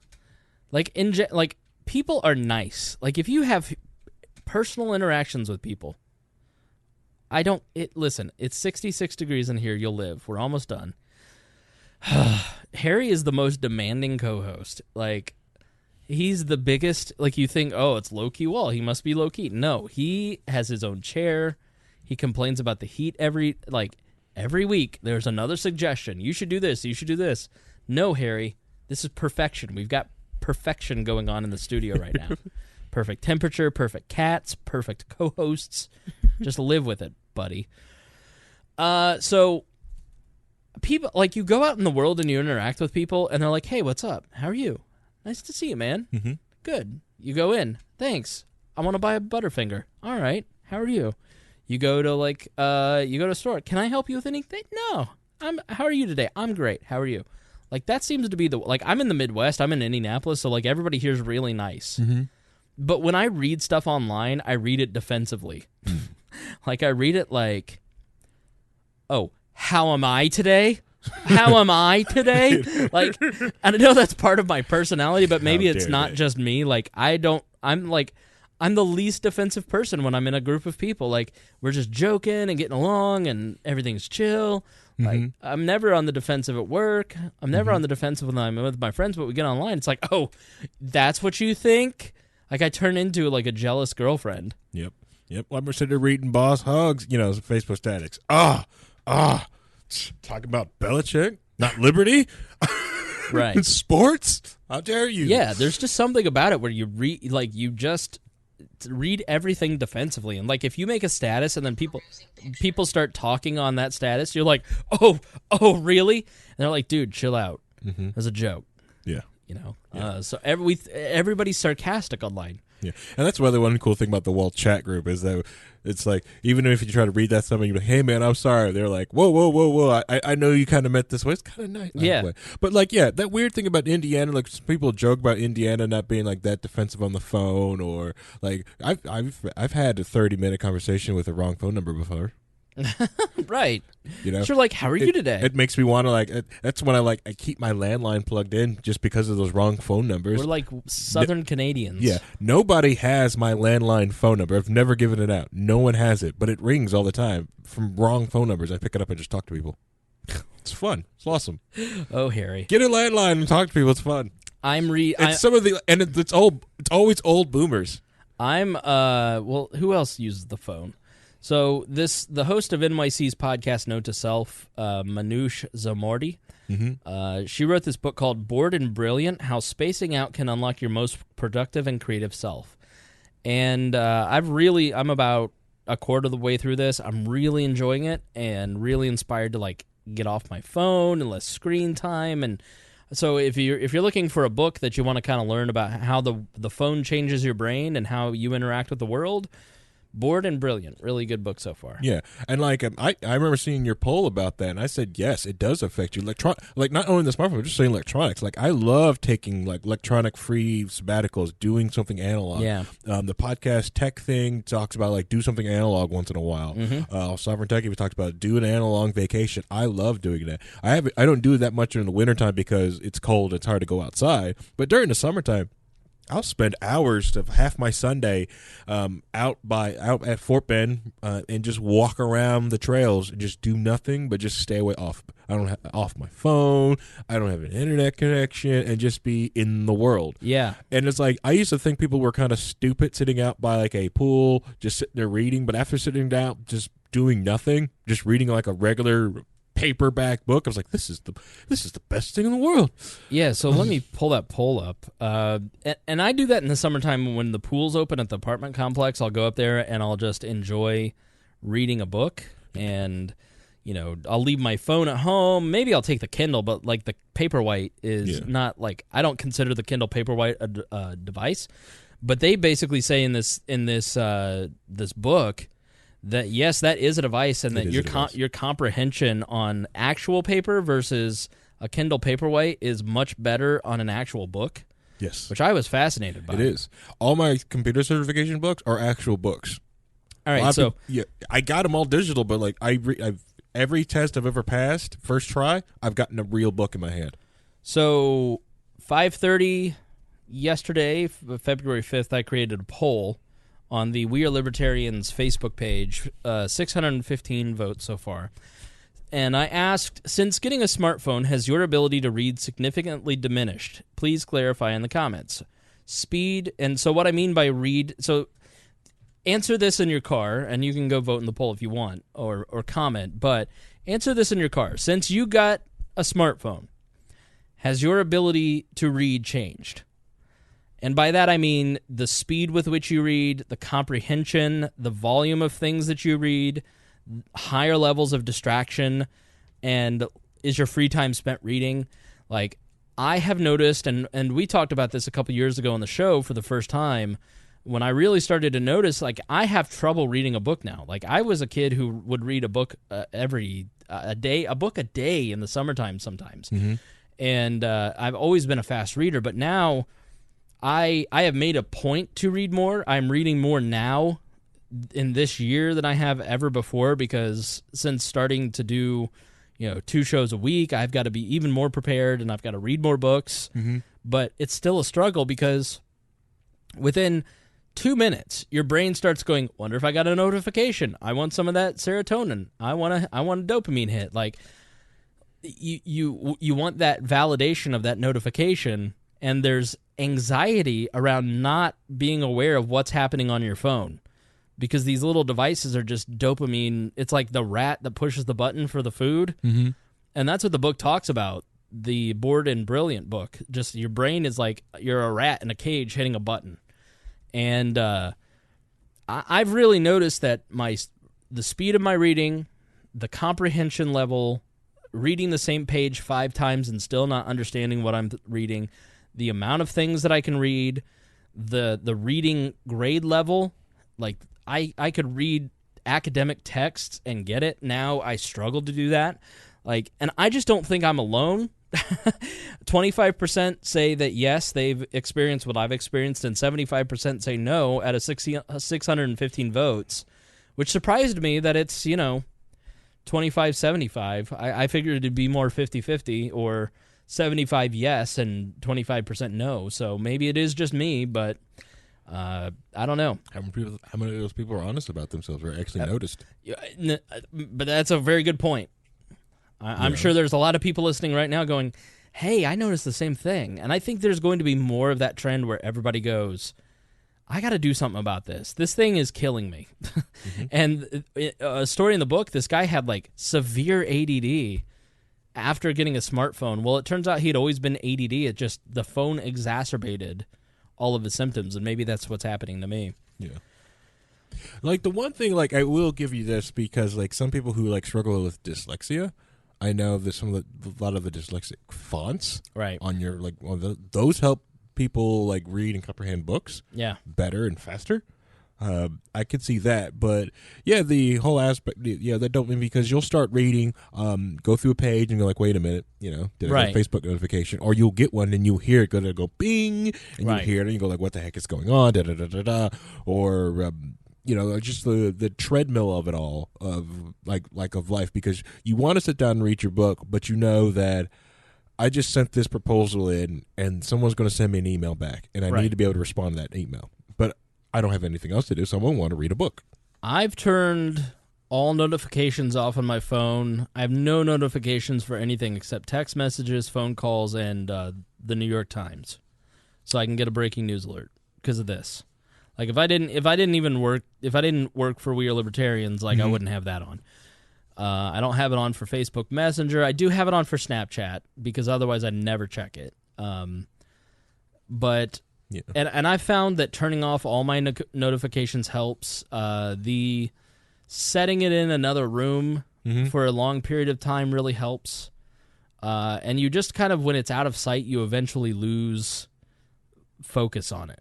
Like, if you put it in the bathroom or in the bedroom while you're in the living room and you're trying to read, like, you don't, if it's by your side, you still kind of, your hand gravitates towards it. But your laziness will not allow you to, like, you put it in the bathroom next to the toilet. You're going to go pee every 2 to 4 hours, you know, twice a day, 3 times a day if you're regular. You know, you'll go in there and you'll have an extended period of time where you can check all your platforms. Yeah. That's kind of what I've been doing when I'm home. Yeah. So this is the Open Dyslexia font. Yeah, I have it on the Kindle, and it's pretty cool. Yeah. I've never been diagnosed with dyslexia, but I've always, ever since I found out about the dyslexia font, I love it. It helps me read so much better. Yeah. All right, so I couldn't stop laughing about Lady Doritos yesterday. Like, okay, we're in a time where the world is going, you know what, the way that I treat women does need some work. Where men, even the most chauvinistic of men, are going, I've never thought about that before. And then Doritos says, hold my beer. And the chief executive of PepsiCo, Indra Nooyi, told the Freakonomics podcast on January 31st that Doritos, which is owned by PepsiCo, is developing a chip for women. As you watch a lot of the young guys eat the chips, they love their Doritos, and they lick their fingers with great glee. And when they reach the bottom of the bag, they pour out the little broken pieces into their mouth because they don't want to lose the taste of that flavor.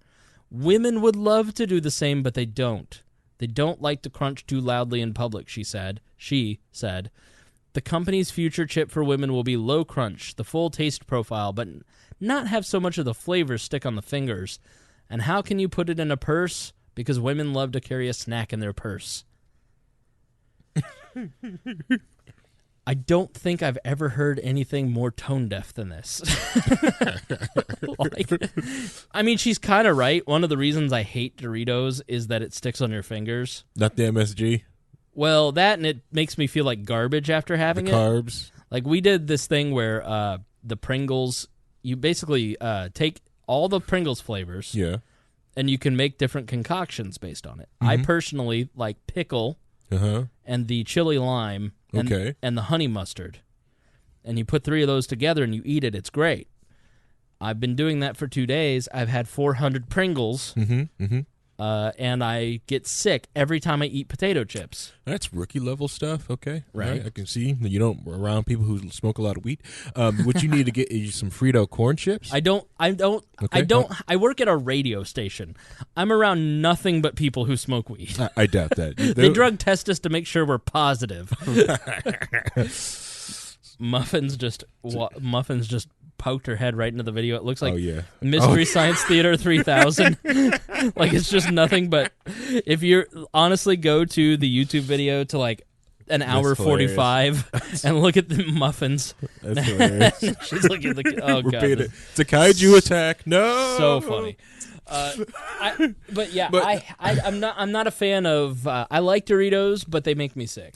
Yeah, I will eat them. It is a guilty pleasure food. I'm a Cooler Ranch type of guy. I like the Cooler Ranch versus the nacho cheese, but I understand. Like, I love Pringles. I love the crunch. I love the man and the crunch of it. And that's why I get the Cooler Ranch, because it's blue. It's for men.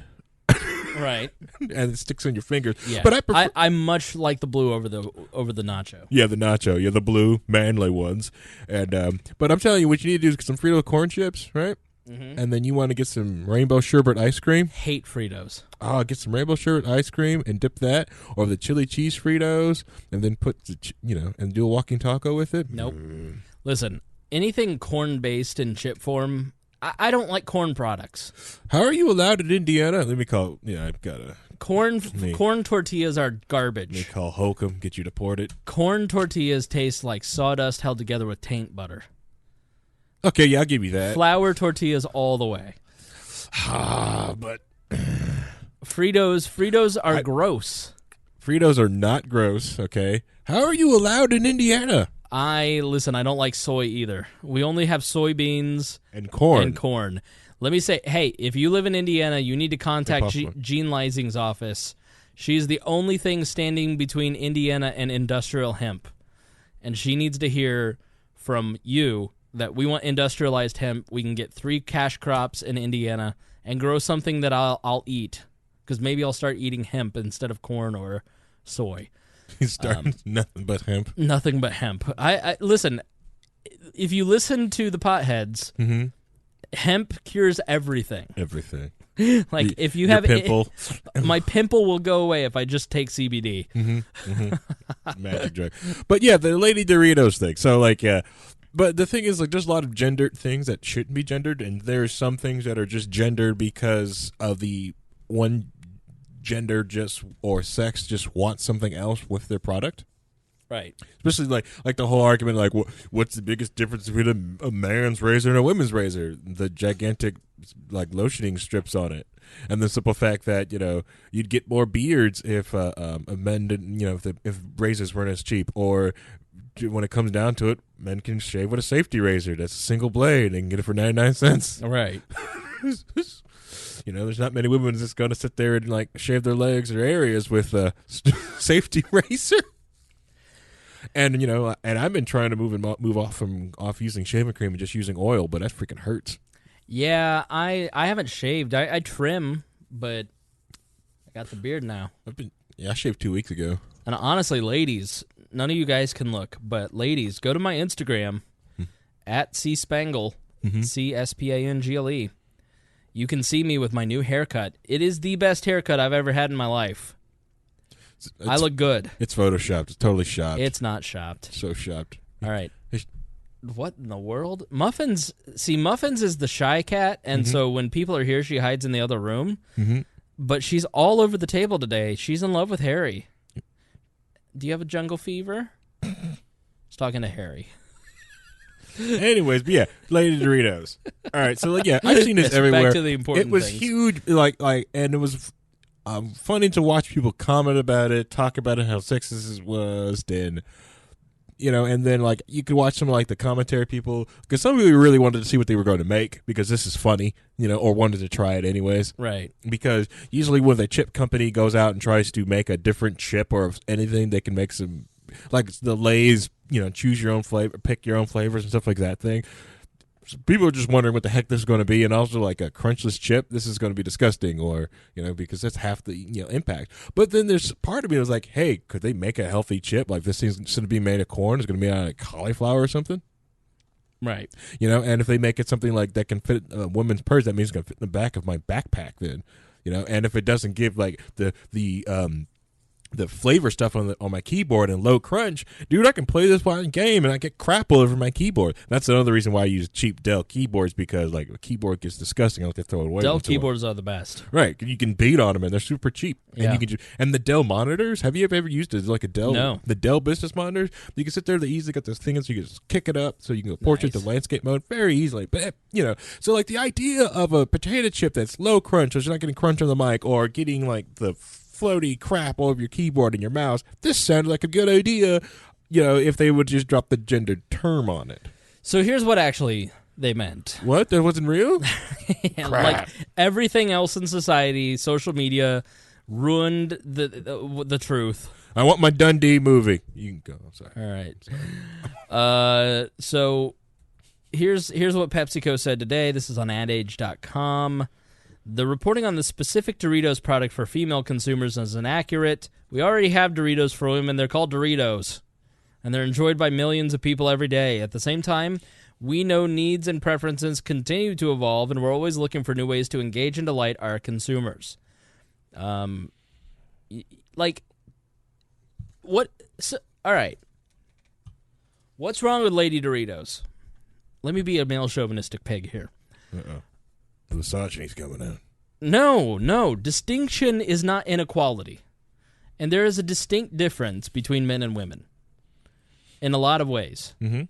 And if you're talking about consumer behaviors, they're like, if you read Paco, it's called Why We Buy by Paco. You have a Paco Eldridge. It's a great book, and this book is just all about the different ways that different people, different cultures, different genders, like how we buy stuff. Mm-hmm. And if a company, a capitalistic company, wants to come out with a product geared towards women or geared toward men, like what's the problem with that? There are certain yoga products. Yeah, yoga products are clearly geared towards a female consumer. Sorry, Harry. I didn't mean to trigger you there. But stop wearing my yoga pants. When you go buy Gaiam at the Target, it's floral. It's soft colors. It's not It's peaceful for yoga, right? But it's geared towards women. They designed the package specifically for women. Why do we have a problem with that? I don't. They've picked a target market. Yeah. Because, when I had to get my yoga block, I bought myself some yoga blocks and a strap, the black ones. Right. You're super expensive, but the little pink ones, like $16. I'll get these. Right. I don't care. Yeah. It's marketing. Right. And so if for every media outlet I'm involved with, it's all geared towards men. Mm-hmm. Are women encouraged to listen? Of course. Mm-hmm. We love women that listen to the show. Mm-hmm. But you're 30% of our audience. Right. 70% of... Now, the way that I do business is that I don't try to gear towards a specific anything. I just say exactly what I think, and men listen, and I don't know why, because I think there are more libertarian men that are listening to podcasts than women. Does that mean that we don't have great fans like Christy Avery and Lisa Crosby and Carly Ernst? Of course not. Yeah. We love them. Mm-hmm. Every girl that I've ever dated in the last 4 years has been a listener to this show. So there's nothing wrong with gearing your product towards we're gender neutral. Right. But if you look at our artwork, you could say we're not gender neutral. It's not necessarily geared towards, if I were a female brand, I wouldn't pick the fake socialist artwork. I don't know if people notice this, but the actual podcast art is a play on the Dear Leader stuff. It is the hard iconography of socialist communist regimes applied to a libertarian podcast, because I may be the only one that gets that's what it is, but it makes me laugh. It makes me laugh. I think it's freaking hilarious. Right. But I want to change it to be a little softer, a little more open to everyone. Are you going to keep up the moniker of Princess Celestia like I try to give you in the Discord? No, I'm not into that pony shit. Crap. Well, anyway, as we go after the lady listeners more for 2018, the We Are Libertarians Ladies Edition that's going to come out this fall of 2018. Double L. Ladies, I have a beard now. So yes. No, I just I get why it's tone deaf. It's stupid. It's but if they've done research and they have tested a lot of female customers, and a lot of female customers say, I like your product, but I would buy more of your product if it weren't as gross on my hands and you didn't look like an animal when you eat it. Because let's face it, those triangles for the Doritos are really big.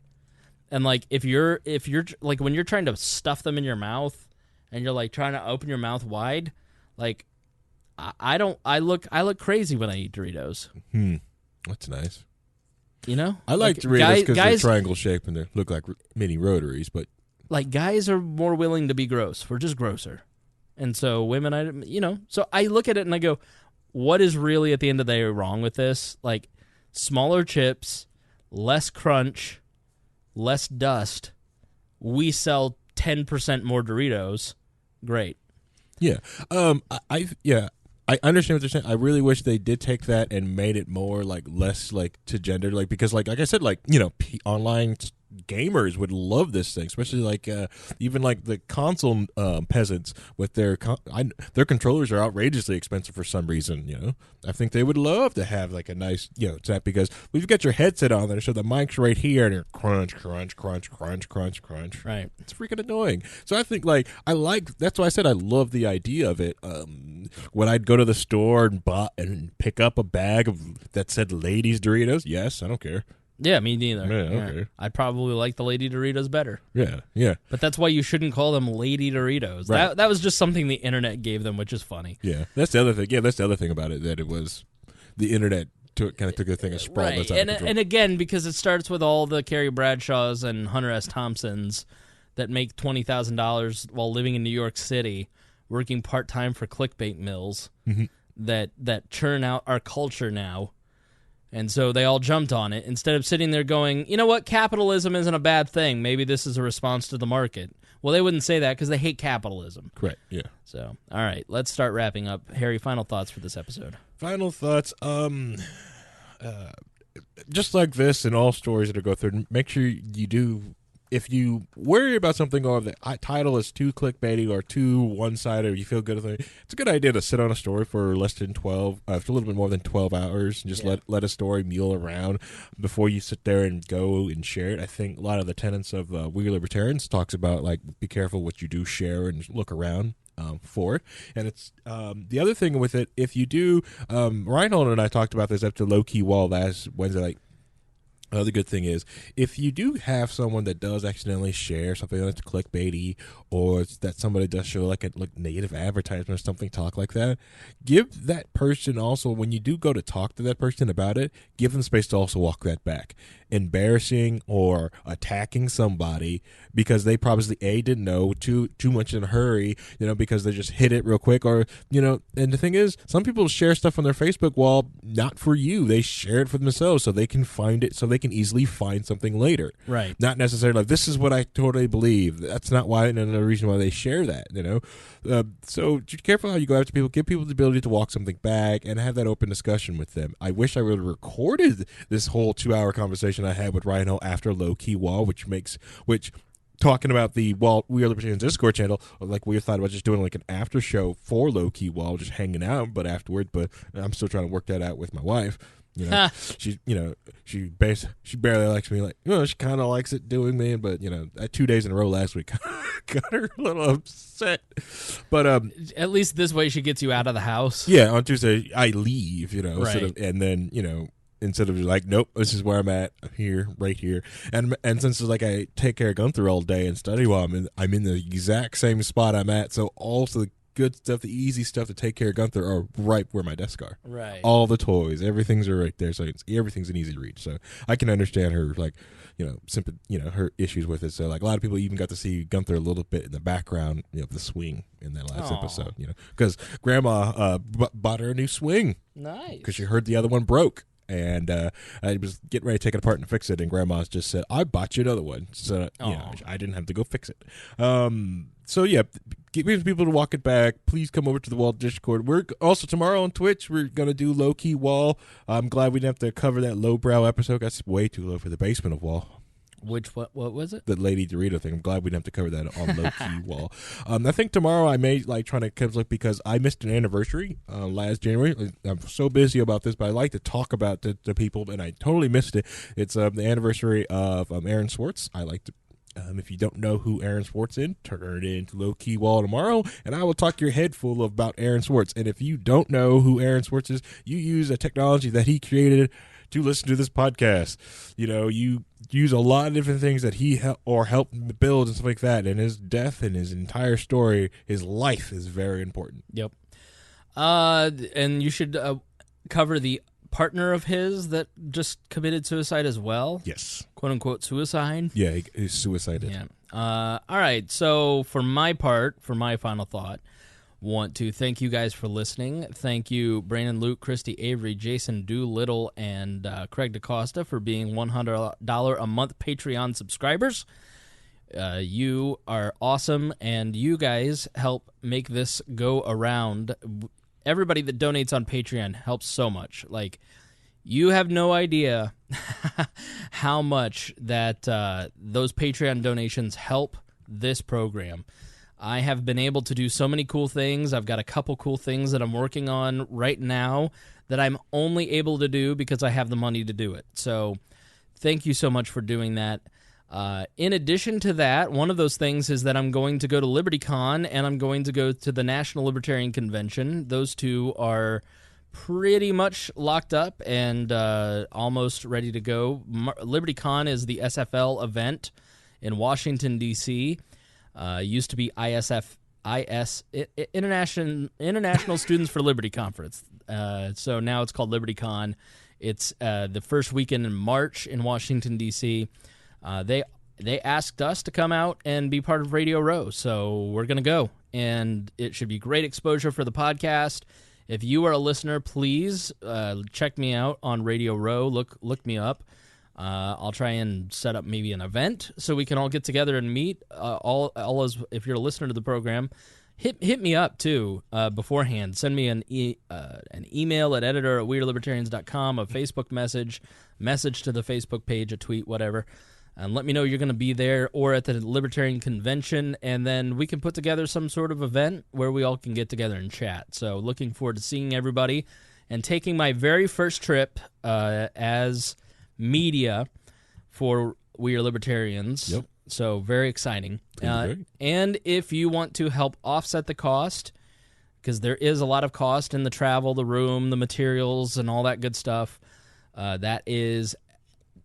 you can help offset those costs. If those tax checks came in and you want to give some of that stolen money that you got back to help offset these travels, then please, I would be grateful. It would really help me out. That is wearelibertarians.com. Scroll to the bottom, and the one-time PayPal donation button is there. If you can't, at least think about subscribing on Patreon, because then $5 a month, $10 a month, $25 a month, $100 a month, you get something out of it, and you're going to continue to support this program. So we thank you so much for being a part of our work.